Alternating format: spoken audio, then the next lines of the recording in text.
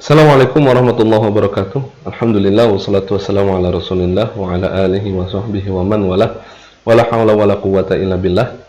Ketemu lagi dengan saya Fahmi Hasan Nugroho di channel ini, ngaji usul fikih. Pada video kali ini kita akan membahas mengenai otoritas ijma di dalam syariat. Bahwasanya ijma itu adalah dalil yang ketiga dari syariat Islam. Pada video kali ini kita akan membahas mengenai otoritas ijma di dalam syariat. Untuk menjawab pertanyaan, kenapa sih ijma bisa menjadi sumber hukum?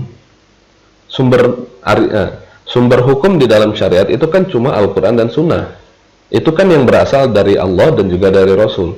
Kenapa ada ijma? Kenapa harus ada sumber yang berasal dari manusia biasa? Kenapa nggak cukup aja dengan Al-Quran dan Sunnah? Kenapa harus ada ijma? Gitu.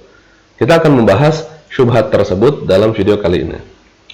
Nah, ijma adalah dalil. Ya, ijma adalah dalil atau ijma adalah sumber syariat. Tapi menurut siapa? Itu menjadi pertanyaan juga. Menurut Ibrahim An-Nazzam Al-Mu'tazili, seorang ulama Mu'tazilah, dia menyatakan ijma itu bukan dalil. Pendapat beliau tidak terlalu dianggap. Tapi pendapat beliau selalu disebutkan di berbagai kitab usul fikih. Salah satunya di dalam kitab Minhajul Wusul ila Ilmil Usul karya Imam Al-Baydawi. Beliau dituliskan sebagai orang yang menentang adanya ijma. Nah, ada juga kaum Khawarij menyatakan ijma bukan dalil, karena menurut mereka, ya mereka yang benar, selain mereka itu salah, maka kalau ada ijma di luar mereka, ya nggak akan dianggap. Gitu. Nah, ada juga Syiah Isna Asyariyah. Mereka menyatakan ijma yang menjadi dalil itu jika ada imam. Kalau tidak ada imam, maka tidak bisa disebut ijma. Jadi, ijma menurut mereka itu hanyalah sebagai penyampaian dari pendapat sang imam. Jadi itu, kalau tidak ada imam dan para umatnya saja yang berkumpul, maka saat itu tidak ada ijma.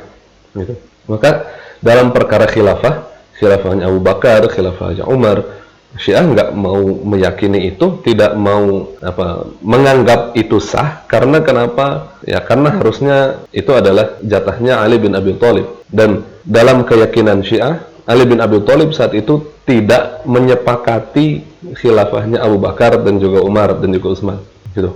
Tapi perdebatan ini sangat panjang. Kita hanya ambil dari sisi ijma'nya saja, bahwasanya menurut mereka ijma' jika ada imam di dalam ijma' itu. Kalau di dalam ijma' itu tidak ada imam, maka tidak dianggap sebagai dalil. Nah, menurut mazhab Zahiri, ijma' yang terjadi itu hanya di masa sahabat saja. Kenapa? Karena di masa sahabat, para sahabat itu bisa berkumpul. Orangnya masih dikit, orangnya masih sekitar 100-an ribu. Terus mereka masih bisa berkumpul di Madinah. Ketika itu khalifahnya Abu Bakar, Umar, Utsman, Ali masih bisa berkumpul. Maka kalau ijma setelah masa sahabat itu nggak bisa dijadikan ijma. Kenapa? Karena umat muslim sudah terpencar. Udah ada yang di Yaman, yang bagian selatan udah ada yang di Yaman. Yang utara udah ada yang di Syria. Yang ke timur sudah ada yang di wilayah Iran. Yang ke barat sudah ada yang sampai wilayah Mesir. Tuh, itu udah wilayah yang sangat luas.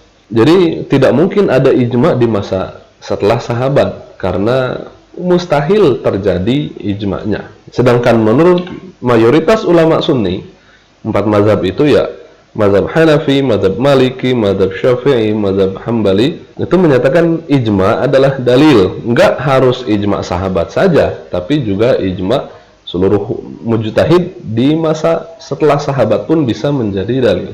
Gitu. Nah, maka pendapat yang kita ambil adalah yang ini. Ya kita Sunni, ya kita mazhab Syafi'i, ya kita mengambil pendapat yang ini. Gitu. Nah, dalilnya apa? Kenapa ijma bisa menjadi sumber hukum di dalam Islam? Jadi ceritanya, kan yang merumuskan pertama kali ijma ini adalah Imam Syafi'i rahimahullah. Beliau ditanya sama seseorang, ya Imam, kenapa engkau menjadikan ijma sebagai dalil? Akhirnya Imam Syafi'i mikir selama 3 hari. Selama 3 hari beliau membaca Al-Quran bolak-balik. Dari depan mencari ayatnya, dari depan ke belakang, terus nyari lagi. Kira-kira di mana ya ayatnya? Hingga akhirnya beliau ketemu dengan ayat ini. Wa may yushaqiqir rasula min ba'di ma tabayyana lahul huda wa yattabi' ghaira sabilil mu'minina nuwallihi ma tawalla wa nuslihi jahannama wa sa'at masira. Jadi ayat ini yang ditemukan oleh Imam Syafi'i sebagai dalil tentang ijma. Dari mana sisi istidlalnya, bahwasanya dalil ini bisa menjadi penguat bahwasanya ijma adalah dalil.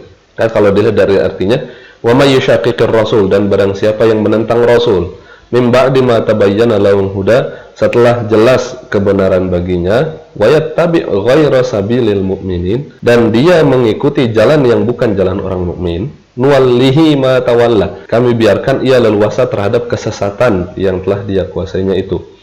Wa nuslihi jahannam, dan kami masukkan ia ke dalam jahannam, wa sa'at masira, dan itu adalah seburuk-buruknya tempat.